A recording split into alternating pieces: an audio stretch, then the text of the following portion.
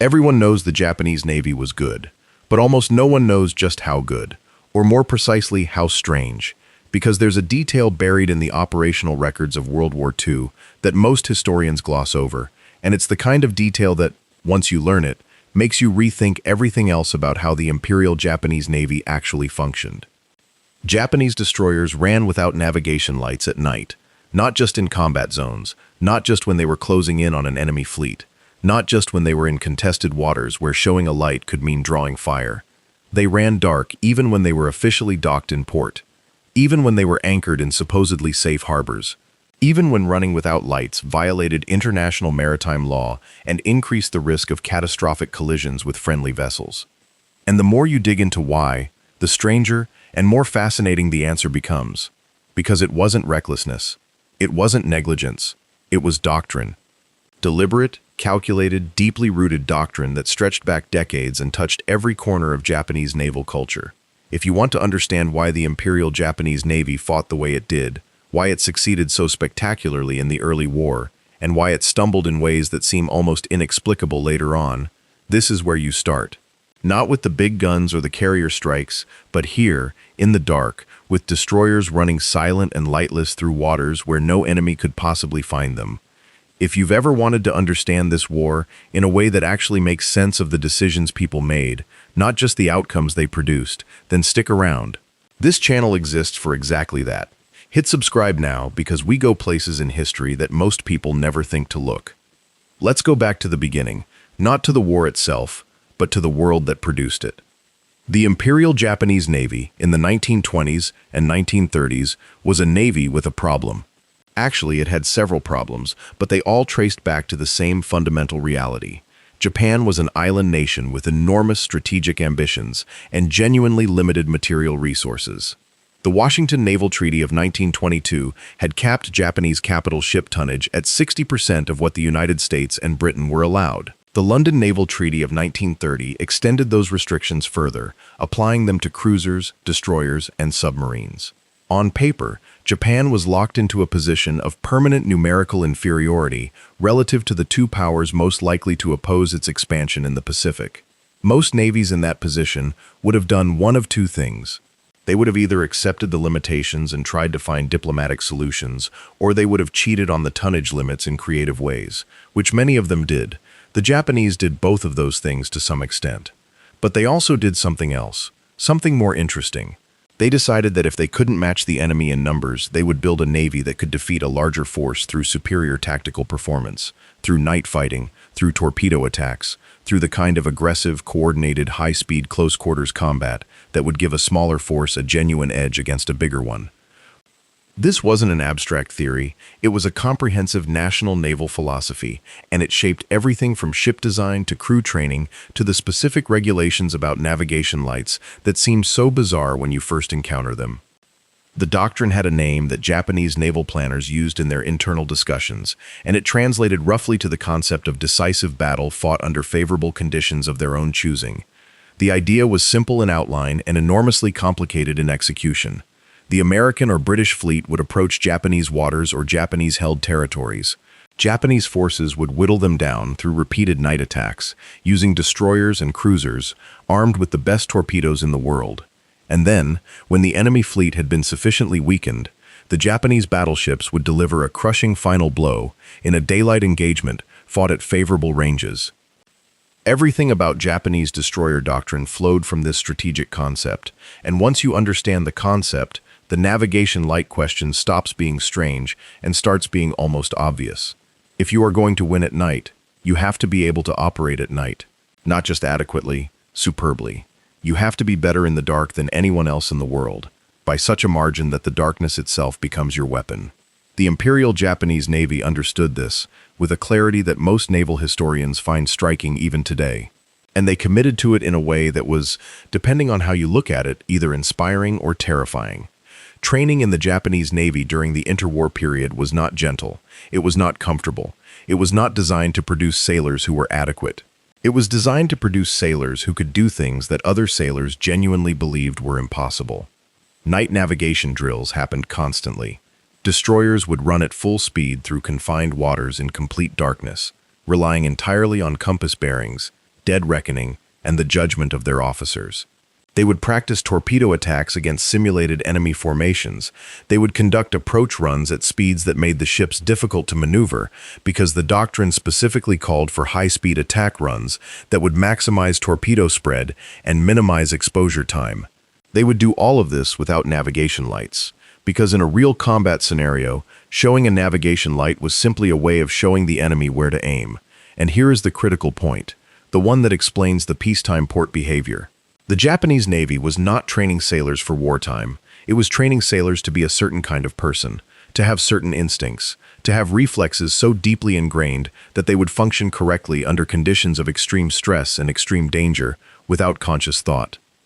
If you ran with lights during training, your officers would have to remind you to douse the lights in combat, and in those critical seconds when you were waiting to be reminded, you might be seen. You might give away the position of your entire formation. You might get every man aboard your ship killed, and with them the entire tactical plan that the attack depended on. The Japanese answer to this problem was not to train people to turn the lights off when things got serious. It was to eliminate the habit of having them on in the first place, even in port, even when, officially, there was no enemy within 1,000 miles. This philosophy had a name in broader Japanese military culture. It didn't translate neatly into English, but the closest approximation was something like the spirit of immovable habit. The idea that true mastery of a skill required practicing it not until you could do it right, but until you couldn't do it wrong, until the correct action was so automatic that doing the incorrect thing would require deliberate effort. Apply that philosophy to navigation lights and the behavior of Japanese destroyers in port suddenly makes perfect sense. It wasn't about any specific tactical situation. It was about building men whose hands reached for the wrong switch only under the most extreme conscious override. Men who, in the fog of combat, in the chaos of a night torpedo attack on a superior enemy force, would make the right call automatically because the wrong call had been trained out of them at a level deeper than conscious decision-making. This is not a small thing. This is the difference between a doctrine written in a manual and a doctrine written in the nervous systems of the men who have to execute it. Now, let's talk about the specific technical context, because the navigation light policy doesn't exist in isolation. It exists alongside a broader set of Japanese destroyer capabilities that, taken together, made the Imperial Japanese Navy genuinely terrifying in night combat situations during the early years of the war. Start with the ships themselves.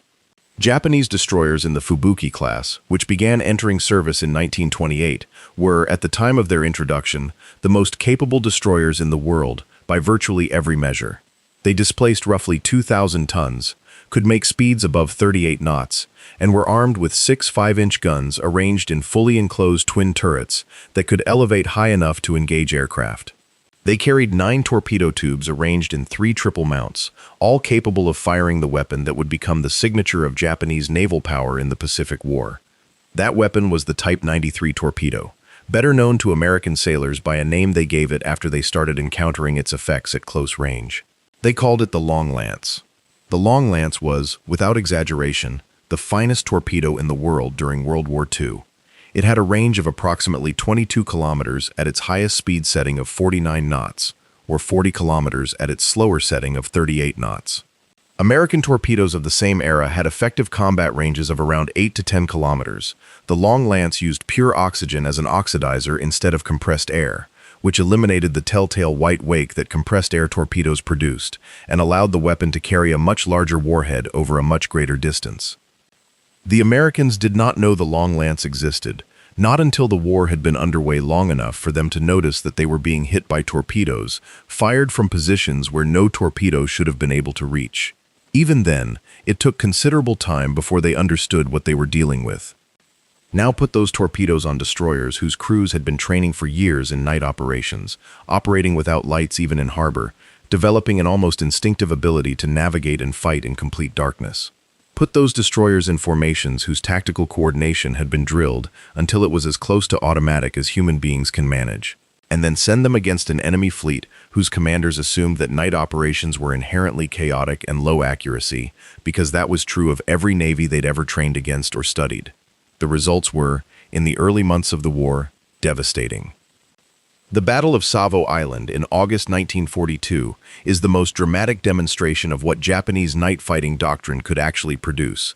An Allied cruiser force was guarding the waters around Guadalcanal, protecting the transport fleet that had just landed the 1st Marine Division. A Japanese cruiser force under Vice Admiral Gunichi Mikawa entered Iron Bottom Sound in the early morning hours of August 9th, picked up the Allied ships on lookout, and attacked. What followed was not a battle in any conventional sense. It was an execution. The Japanese formation moved through the Allied force with a precision that Allied commanders later described as almost supernatural. In roughly 32 minutes of actual combat, the Japanese sank 4 heavy cruisers: USS Astoria, USS Quincy, USS Vincennes, and Mas Canberra. They damaged USS Chicago so badly she played no further role in the battle. They did this while losing no ships of their own and suffering minimal casualties. The Allied ships had been equipped with radar. The Japanese ships had not been. The Allies theoretically had a technological advantage that should have neutralized the Japanese skill at night fighting.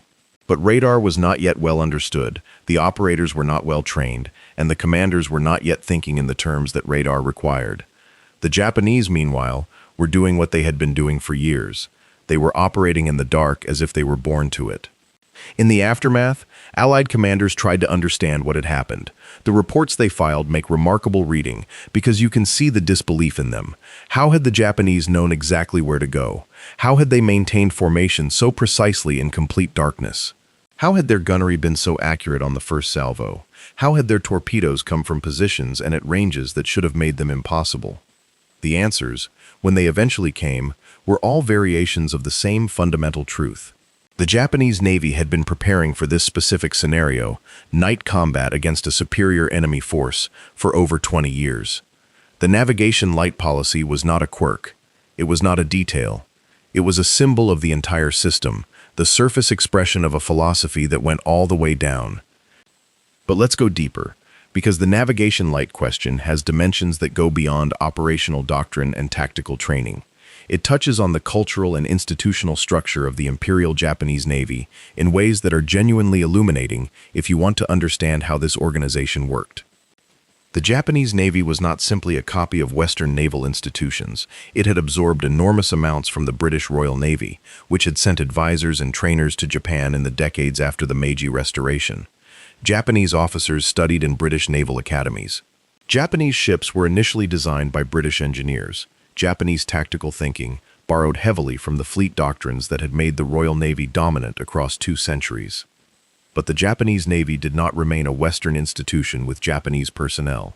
It became something distinctly Japanese, shaped by cultural values and social structures that had no real Western equivalent, and that produced an institution with remarkable strengths and, as it turned out, equally remarkable weaknesses. The strength most relevant to the navigation light question was what you might call the institutionalization of deliberate hardship. The Japanese Navy believed, not just as an abstract principle, but as an operational reality built into its training schedules and its evaluation systems, that excellence under comfort was meaningless. The only measure of a sailor's quality that mattered was his performance under conditions of extreme difficulty, stress, and danger. This belief manifested in training regimes that, by Western standards, were extraordinarily harsh. Night exercises were conducted in weather that other navies would have canceled operations for. Ships were pushed to their design limits and beyond, as a matter of routine. Accidents happened and were treated not as evidence that the training was too dangerous, but as evidence that the men involved had not yet reached the required standard. Fatigue was considered an inadequate excuse for poor performance, and rest was considered something you earned by performing perfectly despite exhaustion rather than something you received as a matter of right. The navigation light policy fits into this picture perfectly. Running without lights was harder. It required more attention, more skill, more continuous situational awareness. It increased the risk of collision, particularly in crowded harbor approaches. It forced officers and lookouts to work harder, to be more careful, to maintain higher levels of focus for longer periods of time, all of which was precisely the point. The Japanese Navy was not trying to make things easy. It was trying to make things hard enough that the actual conditions of combat would feel, by comparison, almost manageable. If you've spent 3 years navigating into and out of harbor without lights, then navigating through Iron Bottom Sound on a moonless night in the presence of an enemy you can't see is a familiar type of problem. It's not comfortable, but it's familiar, and familiarity, under stress, is everything. There is a companion story to this that involves the Japanese Navy's relationship with its own institutional knowledge, and it's a story that helps explain both the extraordinary successes of the early war and the growing difficulties of the later war in ways that are underappreciated. The Japanese night fighting doctrine was not just about individual ships and individual crews. It was about formations, about coordination, about the ability to maintain tactical coherence across multiple ships, operating at high speed, in complete darkness, against an enemy who was probably shooting back. This kind of coordination requires shared mental models. All the officers in a formation have to understand the tactical situation in the same way, have to anticipate each other's actions in the same way, have to make independent decisions that happen to be consistent with each other, because they're all reasoning from the same doctrine, the same training, the same set of ingrained assumptions about what a night attack should look like. The Japanese spent enormous institutional energy creating exactly this kind of shared mental model. Their tactical manuals were extraordinarily detailed. Their fleet exercises were not just about practice, but about doctrine development, about discovering what worked and refining it until it worked even better. When a new tactic produced good results in an exercise, it was analyzed, written up, disseminated, and incorporated into training programs so that other formations could develop the same capability. The result was a navy in which a destroyer flotilla, consisting of ships from different shipyards, commissioned at different times, crewed by men who had never met before, could nonetheless execute a coordinated night torpedo attack with a precision that rivaled what Western navies could achieve in daylight with radar assistance. Because every man in that formation had been trained to the same standard, had internalized the same doctrine, and could anticipate what his neighbors were going to do because he knew what he would do in their position. This is worth pausing on because it's easy to reduce the Japanese night fighting advantage to a matter of training intensity. They trained harder, so they were better. But it wasn't just about working harder. It was about the specific content of what they trained, the specific mental models they built, the specific reflexes they drilled. The navigation light policy was one piece of that system, one habit among many, but it's a useful window into the whole because it's so visible and so counterintuitive. A sailor who runs without lights, even in port, is a sailor whose habits have been shaped by his Navy's vision of what combat will require. Every time he guides his ship through a crowded anchorage in the dark, relying on instruments and judgment and the skills he spent years developing, he's reinforcing the neural pathways that will make him effective when it actually matters. Every near miss in the harbor, every moment of genuine danger navigating without assistance is a small deposit into a bank account that will be drawn on the night a cruiser formation materializes out of the darkness at 5,000 yards, and he has to make a dozen correct decisions in 30 seconds. Now let's talk about where this system produced its most spectacular results, and then where it started to fail, because the two stories are connected in ways that illuminate exactly what the navigation light philosophy could and couldn't accomplish. The early successes in the Solomon Islands campaign, through 1942 and into early 1943, were genuinely extraordinary. The Japanese Navy ran what they called the Tokyo Express, destroyer and cruiser runs down the slot between the islands, delivering supplies and reinforcements to the garrison at Guadalcanal. These runs were made at high speed, at night, with the destroyers dark. American air power owned the daylight hours in that part of the world. But at night, the Japanese moved with a freedom that was almost stunning. Battle after battle went badly for the Allies in those waters. The Battle of Cape Esperance in October 1942 was a partial Allied success, but it was also marked by significant confusion and friendly fire incidents that demonstrated how much the Americans still had to learn about night combat. The Battle of the Santa Cruz Islands was a Japanese tactical victory. The Naval Battle of Guadalcanal in November 1942 was a brutal, close-range slugging match, in which both sides took heavy losses, but the Japanese ability to fight effectively in the dark continued to be a significant advantage. Through all of it, the Japanese destroyers did what they had been trained to do. They moved fast, they stayed dark, they attacked with a controlled aggression that reflected years of specific preparation. When things went wrong, and sometimes they did, it was usually for reasons that had nothing to do with the basic quality of the night fighting doctrine. But things did start to go wrong. And understanding why is essential to understanding what the navigation light philosophy could and couldn't accomplish in the real conditions of the Pacific War. The first problem was attrition. The Japanese Navy's night fighting capability was concentrated in a relatively small number of officers and ships. The tactics required not just trained men, but specifically trained men, men who had been through the specific curriculum that produced Japanese standard night fighters. When those men were killed, replacing them was not simply a matter of putting new bodies in the same positions. The bodies had to be trained to the same standard, and training to that standard took time and required an institutional structure that was being strained by the pace of operations. This was a structural problem built into the Japanese approach from the beginning. The strategy of using an elite, highly trained force to defeat a numerically superior enemy only works if you can preserve the elite force long enough to impose decisive losses. If the numerically superior enemy is willing to pay the price to keep fighting, grinding down the elite force through attrition, eventually the quality advantage erodes and the quantity advantage begins to tell. The Americans were absolutely willing to pay the price. Their industrial base was producing ships and aircraft faster than combat could destroy them. Their training pipelines were producing officers and crew in numbers that the Japanese training system couldn't match. Every battle that cost both sides similar losses was a battle the Americans could afford, and the Japanese could not.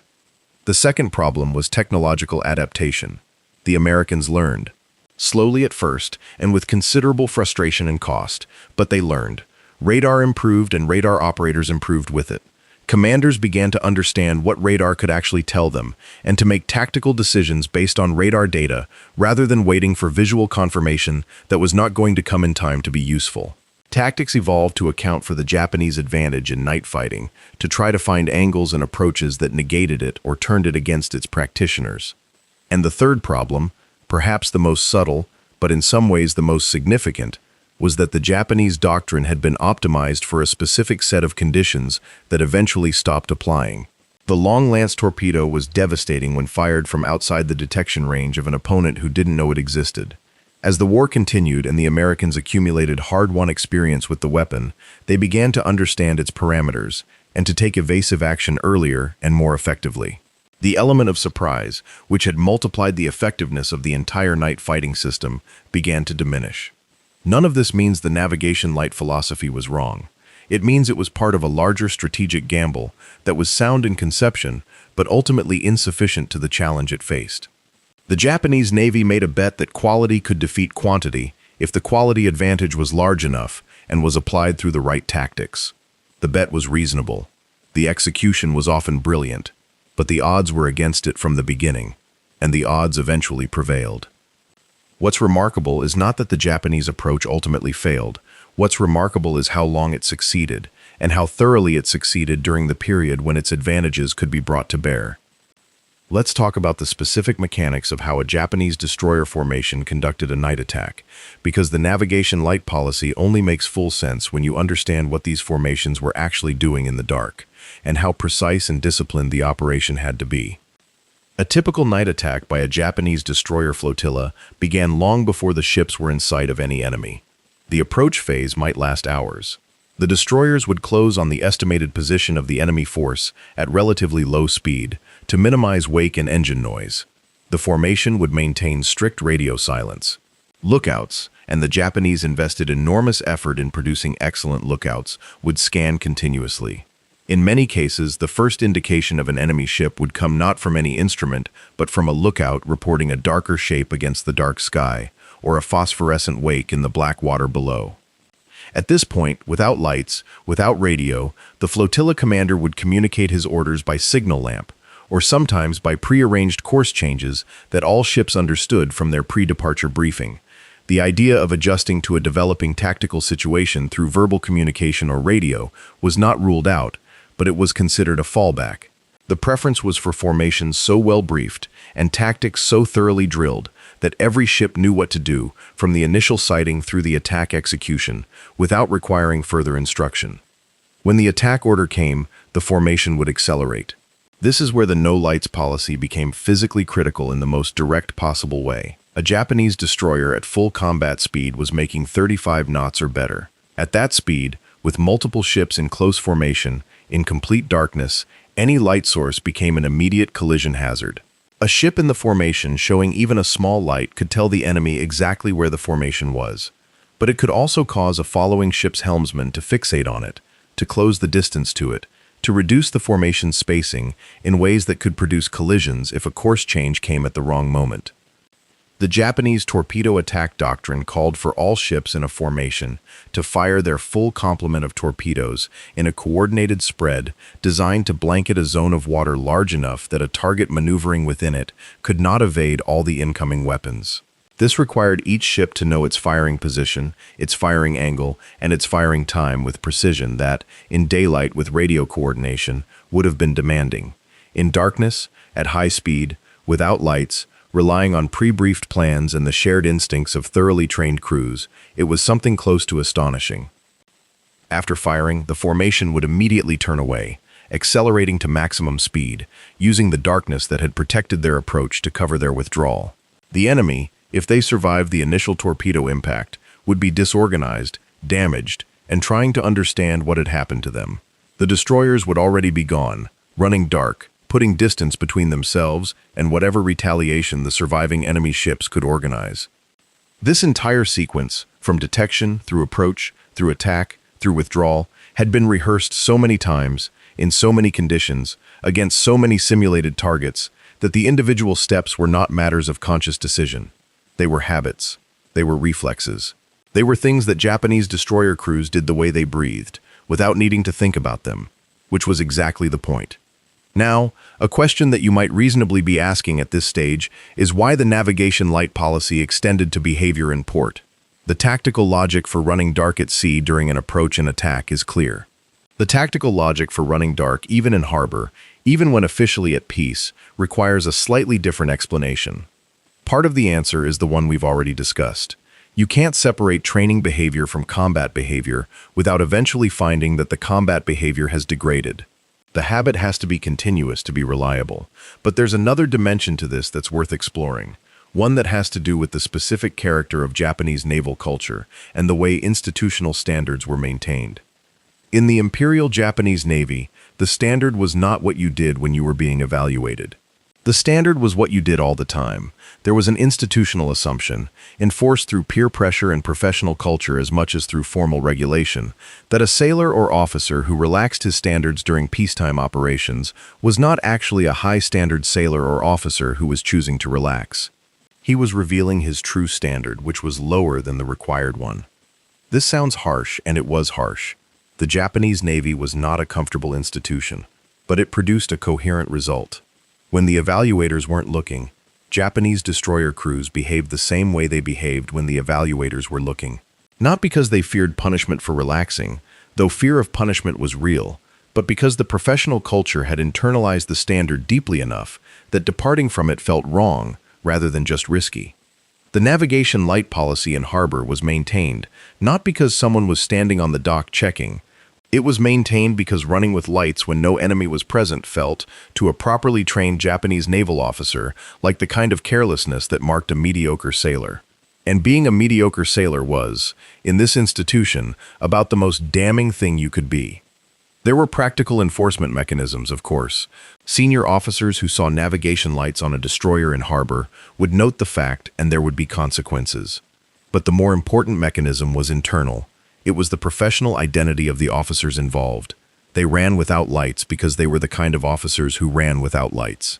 Because the alternative was being the other kind of officer, and in the Imperial Japanese Navy, being the other kind of officer meant something.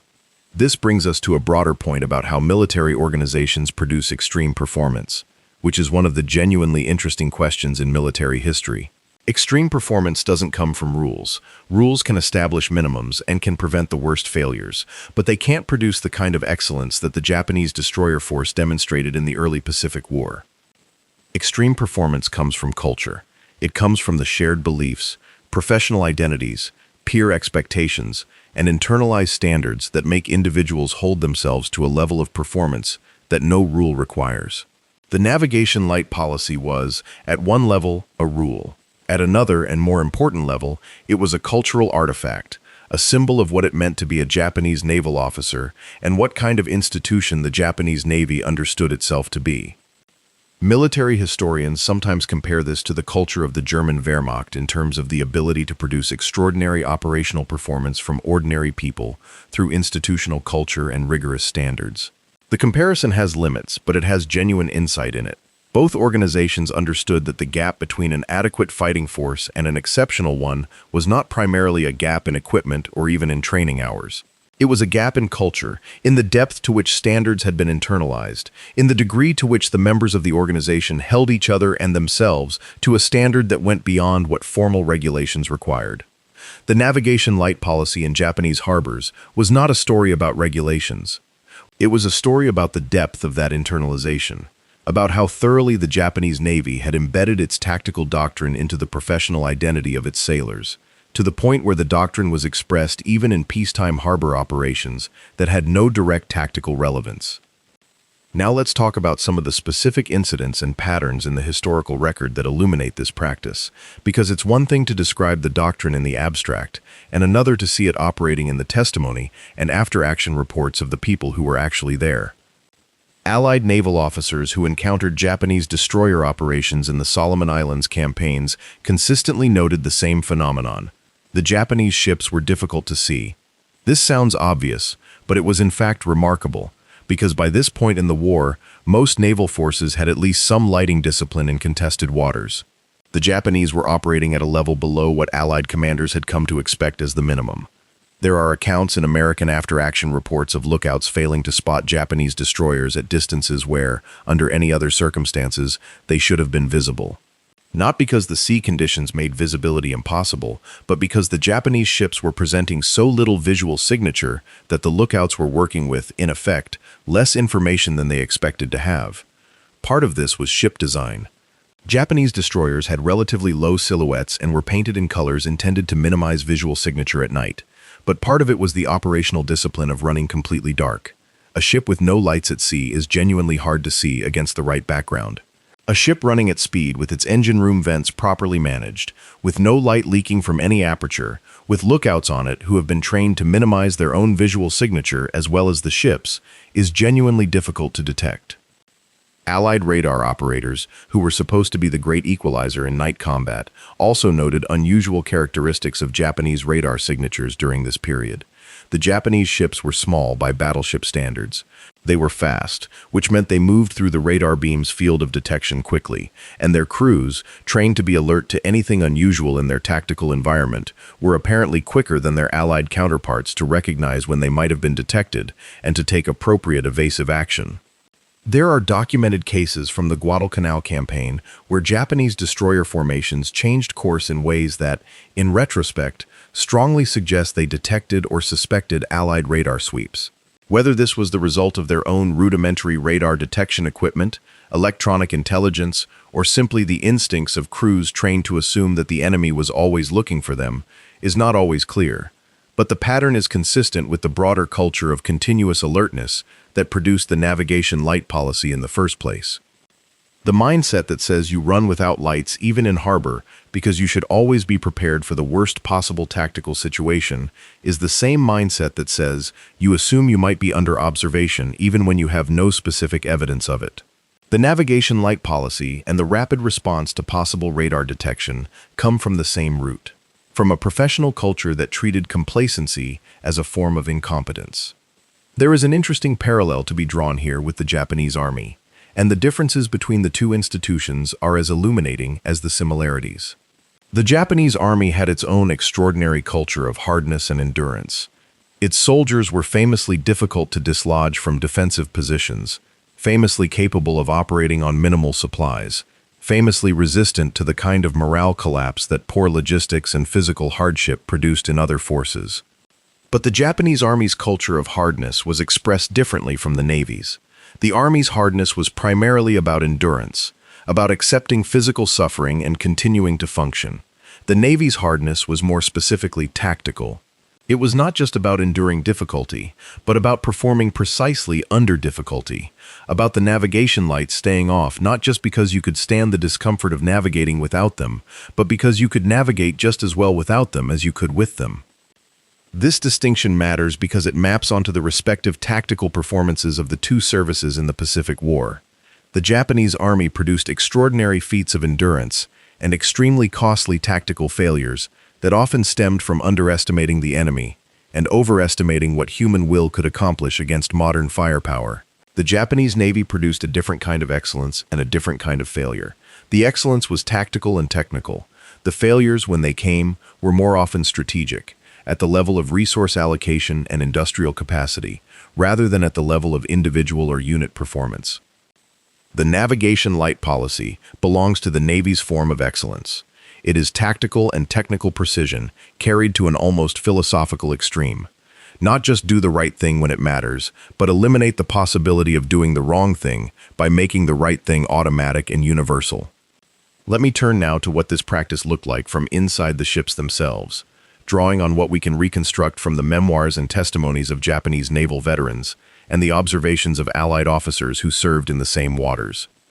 Life aboard a Japanese destroyer in the late 1930s and early 1940s was demanding in ways that went well beyond the physical. The ships were crowded, the food was good by the standards of the period but not generous. The watches were long and the tolerance for error was essentially zero. Officers who made navigation mistakes in training were not counseled and given another chance. They were relieved and their careers were effectively over.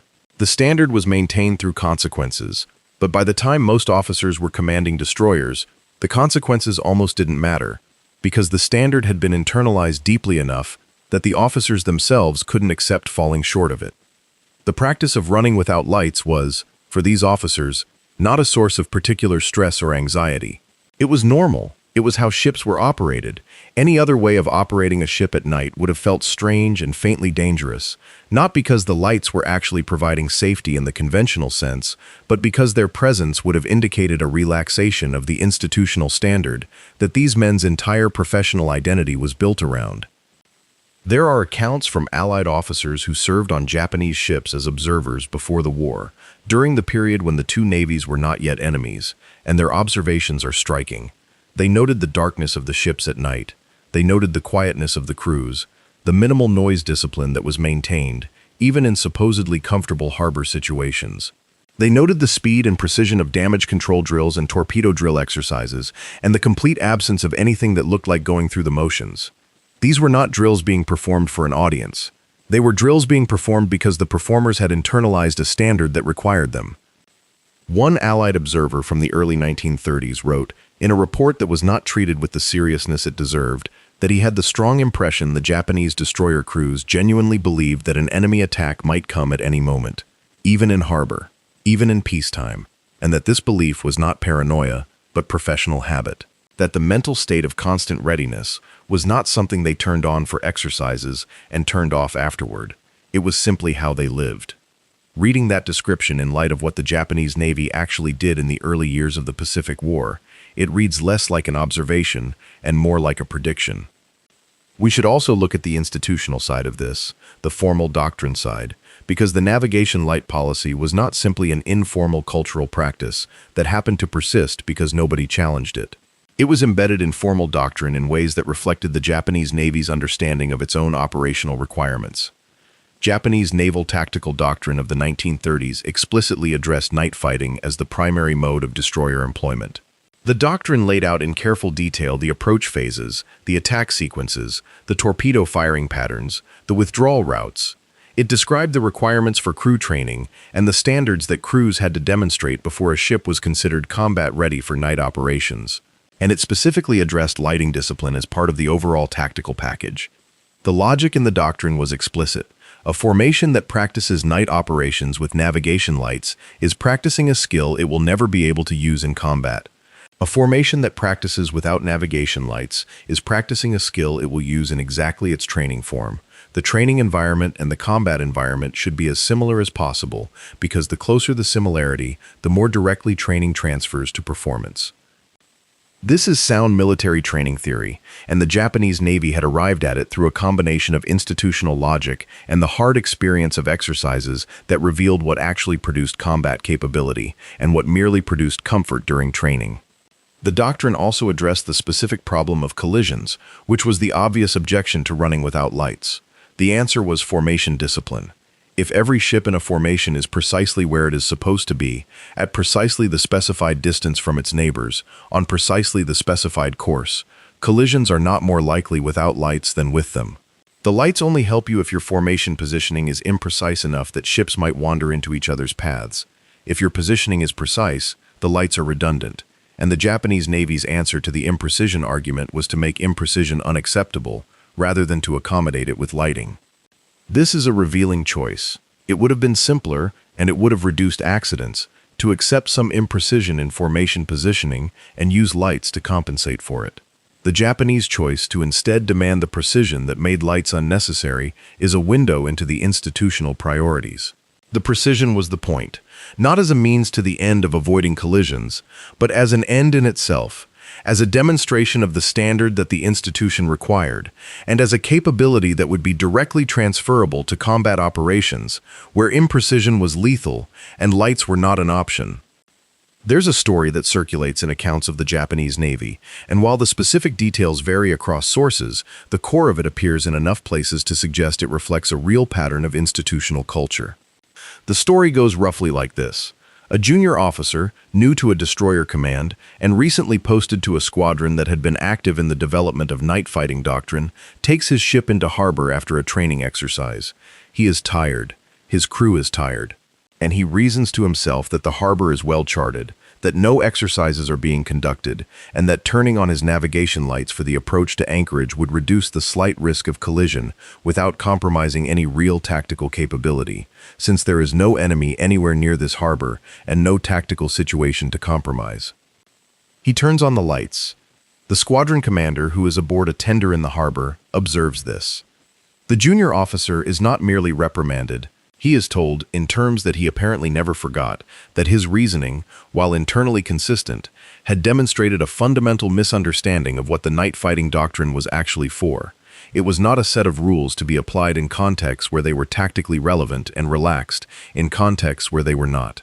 It was a standard of professional identity to be maintained continuously, because the moment you begin making case-by-case judgments about when the standard applies, you have already compromised the standard in the way that matters most. You have established that it is a standard you are capable of not meeting. You have put yourself in the category of officer who turns the lights off when someone is watching and might turn them on when no one is. And that officer's judgment cannot be trusted in combat, because in combat the standards cannot be enforced from outside. They can only come from inside. And you have just demonstrated that yours are not sufficiently inside. Whether this story happened exactly as described is almost beside the point. The fact that it circulates, that Japanese naval veterans cite versions of it as meaningful and representative, tells us something true about the institutional culture. This was a Navy that understood the connection between peacetime habits and combat performance at a level of sophistication that most military organizations never reach. Now, a fair accounting of this history has to acknowledge the costs of the approach, because there were genuine costs. The Japanese practice of running without lights in port was not without risk. Collisions happened. They were, by design, rare, because the precision of formation keeping was also by design exceptional. But they happened, and when they happened, they were serious, because a collision between two destroyers at speed is a serious event regardless of how it comes about. There are documented cases,